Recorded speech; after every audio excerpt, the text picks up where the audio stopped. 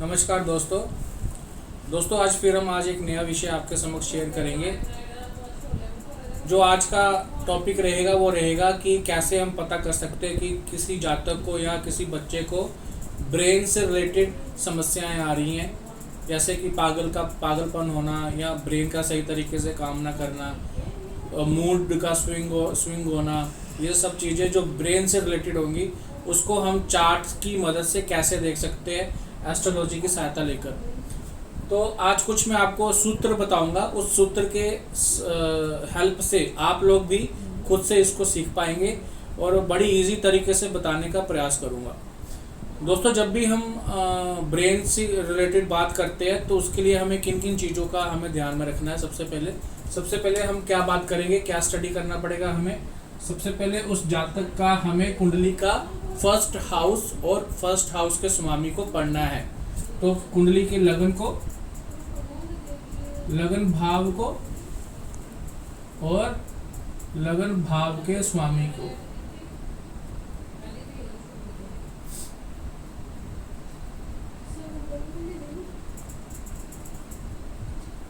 सबसे पहले जब भी आपको कोई भी चार्ट या कोई केस ऐसा मिले जिससे जातक को ब्रेन से रिलेटेड कोई इशू आ रहा है, कोई दिक्कतें आ रही है, तो सबसे पहले उस जातक का हमें फर्स्ट हाउस को देखना है और फर्स्ट हाउस के स्वामी को देखना है।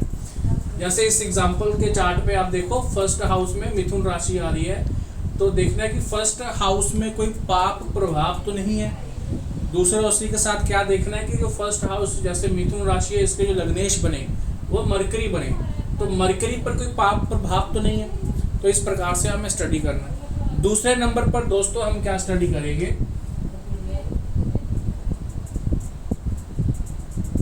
मरकरी ग्रह को, बुध ग्रह को हम दूसरे नंबर पे हमें स्टडी करना पड़ेगा। क्यों स्टडी करना पड़ेगा? क्योंकि बुध ग्रह हमारी बुद्धि को भी रिप्रेजेंट करता है और हमारी इंटेलेक्चुअल को भी हमें ये दर्शाता है, सिग्निफिकेटर होता है, कारक होता है। तीसरे नंबर पे हम दोस्तों बात करेंगे कुंडली के फोर्थ भाव के ऊपर और फोर्थ भाव के स्वामी। ठीक है, इसी के साथ क्यों करेंगे फोर्थ भाव हमारी हैप्पीनेस को भी दर्शाता है, हमारी इमोशंस और सेंटिमेंट्स को भी दर्शाता है, और जो हमारे मूड, सेंटिमेंट्स और इमोशन का कारक है उसको भी हम स्टडी करेंगे। जिस चंद्रमा को, मून को दोस्तों क्यों और स्टडी करना है, इम्पोर्टेंट एक मैं आपको बता देता हूँ। मून क्या होता है? Common sense. ओके, तो जिस जातक के साथ ब्रेन से रिलेटेड समस्या है तो कहीं ना कहीं कॉमन सेंस के में भी दिक्कत आ रही होंगी ना। जैसे कुछ छोटे बच्चे मिल जाते हैं जो इजी बात को समझ नहीं पाते, या कोई बच्चे ऐसे भी मिलते हैं बड़ी एज के होते हैं तो उनका जो ब्रेन का ग्रोथ होता है वो नहीं हो पाता। तो कहीं ना कहीं मून को भी हम स्टडी करेंगे। फिर उसके बाद हम स्टडी करेंगे दोस्तों मोस्ट इम्पोर्टेंट फिफ्थ हाउस, कुंडली का 5वां भाव और कुंडली के 5वें भाव के स्वामी। ठीक है, सो ये हम इन चीज़ों को स्टडी करेंगे जब भी हमारे पास कोई ऐसा चार्ट आता है जो जातक के ब्रेन से रिलेटेड इशू को दर्शाता है, या कोई हमारे पास कोई ब्रेन से रिलेटेड कोई प्रॉब्लम लेकर आया हो। दोस्तों, आप स्टडी कैसे करेंगे? अब स्टडी करने से पहले जो सूत्र होते हैं कि किस ग्रह को कैसे पता लगे कि वो ग्रह नेगेटिव है या पॉजिटिव है, या वो हमारे फेवर में या हमें फेवर नहीं कर रहा, या वो ग्रह हमारे को सपोर्ट कर रहा है या हमें पीड़ा दे रहा है, वो किस प्रकार से जाने। तो उसके कुछ सूत्र पहले मैं आपको बता देता हूँ, आप लिख सकते हैं साथ साथ में।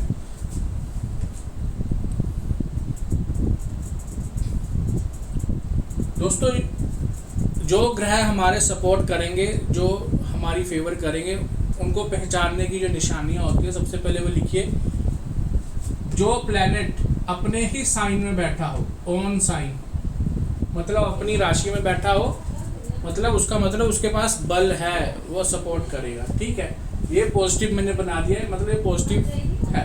ठीक है, दूसरा, अगर कोई प्लैनेट अपने ही भाव को देख रहा हो, अपनी ही राशि को देख रहा हो, तो वह भी उसके पास भी बल होता है। ठीक है दोस्तों, जैसे कि मान लीजिए इस चार्ट पे मरकरी यहाँ पर बैठा है पंचम भाव में। सपोज करो मरकरी इधर सप्तम भाव में बैठा है, लेकिन अपने ही राशि को देख रहा है, लगन को देख रहा है, तो मतलब वो अपने ही राशि को भी बल प्रदान कर रहा है, उसमें भी बल है। ठीक है, तो इसको हमें ऐसे समझना है। अगर कोई ग्रह नमांशा में, जिसको D9 चार्ट बोलते हैं, D9 में उच्च का हो या एग्जॉल्टेड हो, तो यह भी हमें फेवर करेगा। दूसरा, कोई ग्रह अपने मूल त्रिकोण साइन में हो या अपनी मूल त्रिकोण राशि में हो, तब भी वह उसके पास बल होता है। ठीक है,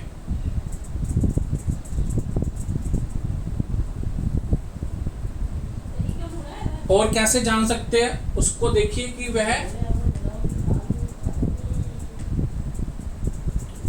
मित्र राशि में हो, फ्रेंडली साइन। ओके, इसके अलावा अगर वो केंद्र में हो या त्रिकोण में हो, तब भी वह शुभ फल प्रदान करेगा। तो इन केस में क्या होगा कि ग्रह के पास बल होगा। ठीक है, तो जब ग्रह के पास बल होता है तो वो आपको फेवर करता है। अब इसके अपोजिट केस क्या होगा कि कब ग्रह हमें पीड़ा देता है या ग्रह के पास बल नहीं होता, जब ग्रह अपनी डेबिलिटेटेड साइड में हो। ठीक है, नीच का बैठा हो, कहाँ पे D9 चार्ट में, अनुवांशा में, एनिमी साइन में हो,